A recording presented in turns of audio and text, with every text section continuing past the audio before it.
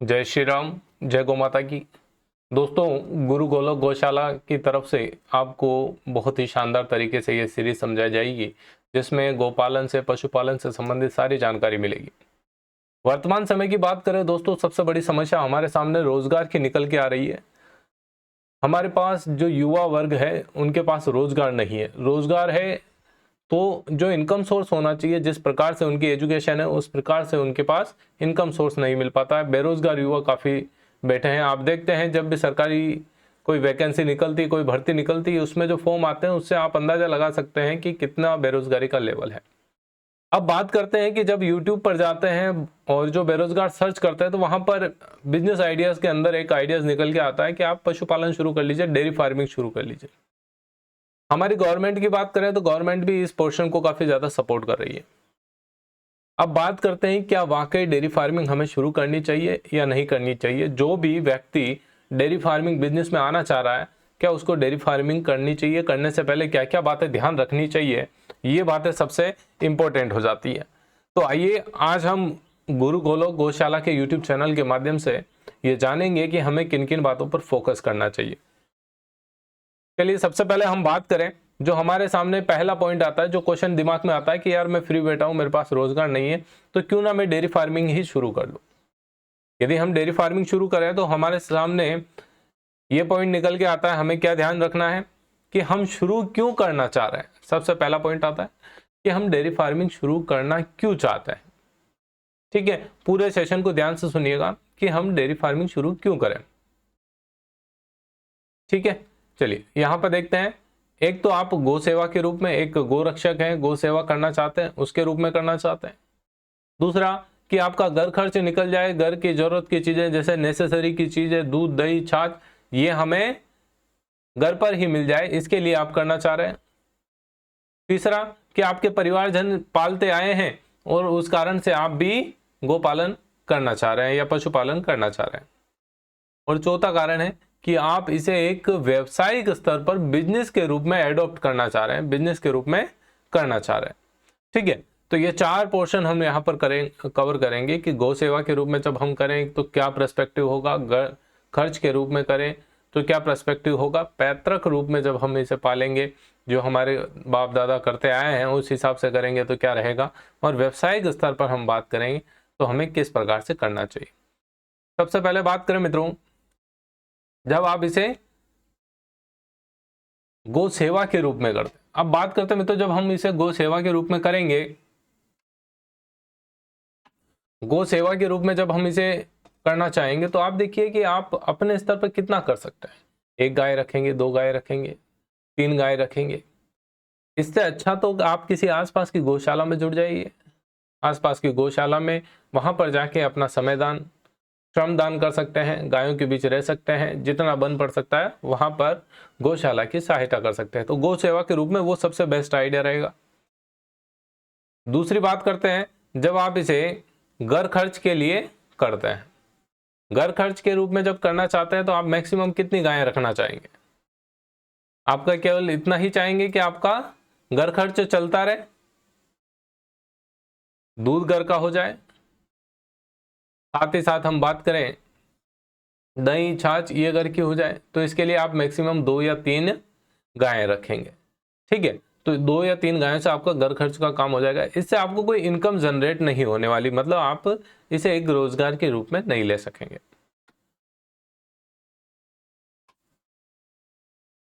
उसके बाद नेक्स्ट देखते हैं, तीसरा पोर्शन मैंने बताया था कि आपके बाप दादा पालते आए हैं, आप भी पालना चाह रहे हैं, आपको शौक है, अच्छा लगता है कि घर में कोई पशु होना चाहिए, घर जो है पशु से भरा भरा महसूस होता हो, उस कारण से आप करना चाह रहे हैं। तो ये आपका एक शौक हो गया, इसको आप रोजगार नहीं कह सकते।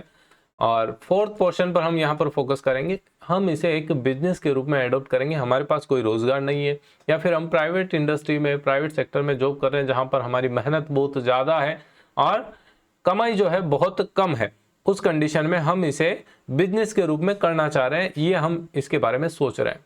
तो दोस्तों, जब हम इसके बारे में ऐसा सोचते हैं तो उस कंडीशन में एक दूसरा फैक्टर और निकल के आता है कि जब आप ये पर्सपेक्टिव लेके चल रहे हैं कि मुझे जो है डेयरी फार्मिंग करनी है, पशुपालन जो है व्यवसायिक स्तर पर करना है, उस रूप में किस उम्र में आप इसे शुरू कर रहे हैं, ये भी एक दूसरा बहुत बड़ा मैटर हो जाता है।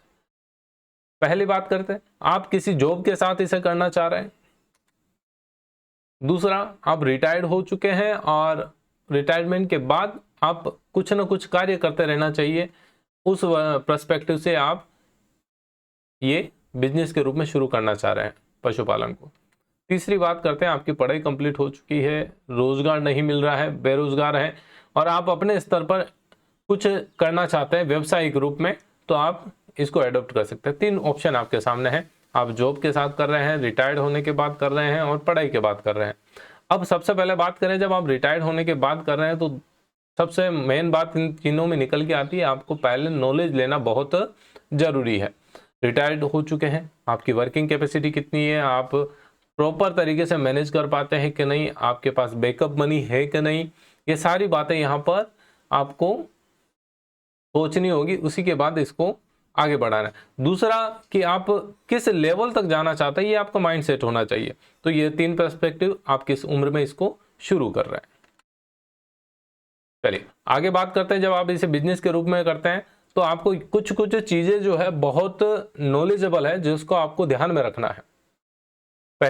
सबसे पहले पशुपालन कैसे होता है, इसकी पूरी जानकारी आपको होनी चाहिए कि पशु को हम कहाँ से खरीदेंगे, कौन सी नस्ल का पशु खरीदेंगे, हमें किस नस्ल पर काम करना है, ये सारी बातें हमें नोन होनी चाहिए।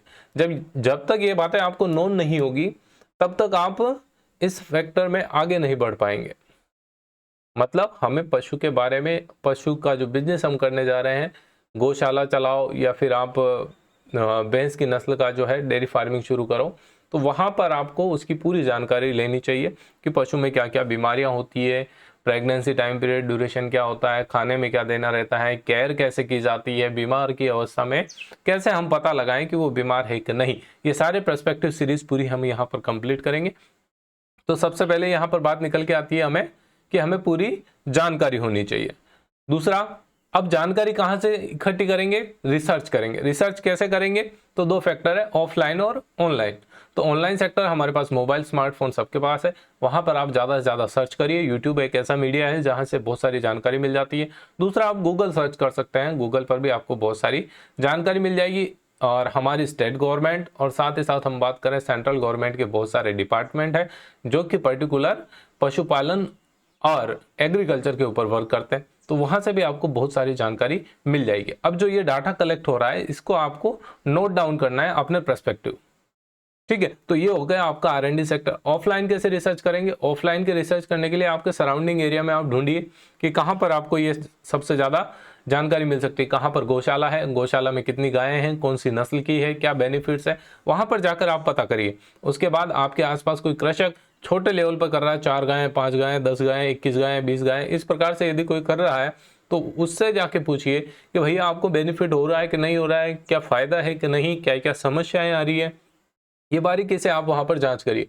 जब आप ये सारी चीज़ें करेंगे तो उन सबको एज ए नोट्स के रूप में आप अपना एक बुकलेट तैयार कर लीजिए, जिससे आपको पता चलेगा कि जब मैं इनिशिएट करूँगा मेरा कार्य तो मेरे सामने क्या क्या समस्याएं आने वाली है। तो इन समस्याओं के निजात के लिए आप पहले से तैयार रहेंगे, आपको नोन रहेगा कि मैं इस लेवल पर पहुँचाऊँ तो अब मेरे सामने ये समस्या फेस होने वाली है, तो इसको हमें सोल्व आउट करना है। तो ये बात ध्यान रखिएगा, रिसर्च करना है, ठीक है। अब आगे बात करते हैं, रिसर्च कर लिया, जानकारी इकट्ठी कर ली, थ्योरेटिकल नॉलेज बहुत जरूरी है। अब आपको यहाँ पर एक पॉइंट निकल के आता है, आप पढ़े लिखे हैं, आपकी पढ़ाई पूरी हो चुकी है, आप इसे व्यावसायिक स्तर पर करना चाहते हैं, तो पहले A to Z ABCD सीखना पूरा जरूरी है।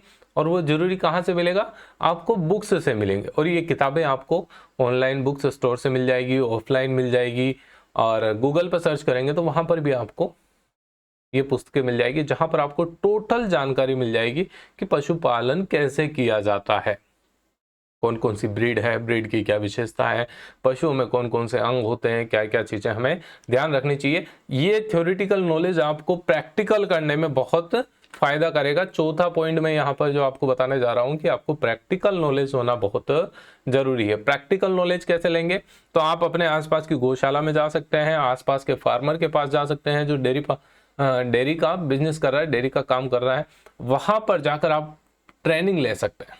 कैसे, मिल्किंग आपको आना चाहिए, चारा कैसे दिया जाता है, दाना कैसे दिया जाता है, पशु को हैंडल कैसे करते हैं, ये सारी चीज़ें, पशु की प्रेगनेंसी है, हीट ड्यूरेशन है, उसको कैसे पता करते हैं, पशु का जो प्रेगनेंसी ड्यूरेशन है उसमें खाना क्या दिया जाना चाहिए, ये सारी चीज़ें आपको प्रैक्टिकल भी पता करनी है। तो मैक्सिमम 10 से 15 दिन में आप अगर इस प्रकार से R&D करेंगे तो आपको ये सारी नॉलेज मिल जाएगी। अब जब ये सारी नॉलेज मिल जाएगी उसके बाद आपको इस सेक्टर के बारे में सोचना है कि मुझे इसमें आगे बढ़ना चाहिए या नहीं। अब मेन बात आती है कि आपने नॉलेज पूरा गेन कर लिया, सारी इंफॉर्मेशन आपके पास आ गई। अब भैया हम तो शुरू करने जा रहे हैं बिजनेस, हमारे पास पूरा माइंड सेट हो चुका है कि हमें बिजनेस शुरू करना है, लेकिन उससे पहले भी अभी बहुत ज़रूरत है। मकान बनाने से पहले नक्शा चाहिए, उसी प्रकार से आपको ये बिजनेस डेयरी फार्मिंग का शुरू करने से पहले आपके पास माइंड मैप होना चाहिए, आपका पूरा विजन क्लियर होना चाहिए कि मुझे इस प्रकार से करना है। ठीक है। दूसरा, पूरी प्लानिंग, आप किस स्टेज पे आएंगे तो क्या करेंगे, ये पूरी प्लानिंग आपके पास होनी चाहिए। और कैसे, वर्बली सोचा हुआ नहीं होना चाहिए, पूरा राइट डाउन होना चाहिए, आपका पूरा प्लान आना चाहिए। ये बजट जिस प्रकार से हमारी गवर्नमेंट जो है रिलीज करती है एवरी फाइनेंशियल ईयर में, उसी प्रकार से हमारे पास ये सारी चीज़ें आनी चाहिए। पूरी प्लानिंग के साथ हमारा पूरा प्लान रेडी होना चाहिए कि भाई शुरुआत में मैं इतना इन्वेस्ट करूंगा, इतने पशु के साथ शुरू करूंगा, और इस ड्यूरेशन में 6 महीने के बाद पशुओं की संख्या और बढ़ाऊंगा और कुछ इंक्रीज करना है। तो ये पूरा ड्यूरेशन हम कंप्लीट करेंगे अपनी पूरी प्लानिंग के पास। माइंड मैप क्लियर करिए, उसके बाद पूरी प्लानिंग करिए, उसके बाद बैकअप मनी आपके पास होना चाहिए। ऐसा नहीं कि आप टोटल सारा का सारा इन्वेस्ट कर दें, आपके पास पीछे बैकअप मनी बचा ही नहीं। हो सकता है आपका प्लान फेल हो जाए, हो सकता है आपने के पास 2 लाख रुपए है, 5 गायें लेके आ गए और 5 गायें लाते ही एक गाय बीमार हो गई, एक गाय का दूध कम पड़ गया और एक गाय अगर चल बसी, तो उस कंडीशन में आपकी पूरी प्लानिंग फेल हो गई। बैकअप मनी होना चाहिए, टारगेट, कि भाई मेरे पास अगर कुछ लॉस भी होता है तो मैं उसकी भरपाई करने के लिए आगे कदम उठा सकता हूं। उसके लिए बैकअप मनी बहुत जरूरी हो जाता है। और उसके बाद फोर्थ आता है कि आपका टारगेट सेट हो जाना चाहिए, विजन होना चाहिए कि भैया मैं अपना मिल्किंग का जो बिजनेस करूंगा, डोर टू डोर करूंगा, या फिर मिल्क के प्रोडक्ट बनाऊंगा, या फिर सीधा मैं मिल्क निकालूंगा और डेयरी में दे दूंगा, मुझे ज़्यादा बेजामारी नहीं करनी, हेडेक नहीं चाहिए, तो मैं ऐसा कर सकता हूँ। तो ये 4 पॉइंट्स आपको डेयरी बिजनेस शुरू करने के लिए बहुत ज़रूरी हो जाते हैं। उम्मीद करूंगा कि दोस्तों आप यदि डेयरी बिजनेस शुरू करने जा रहे हैं तो उससे पहले ये जो मैंने आपको पॉइंट्स बताए हैं आप इनको कवर अप करेंगे। आपको वीडियो अच्छा लगा तो इसे लाइक शेयर अवश्य करिएगा और हमारे साथ अवश्य जुड़िएगा। जय गौ माता।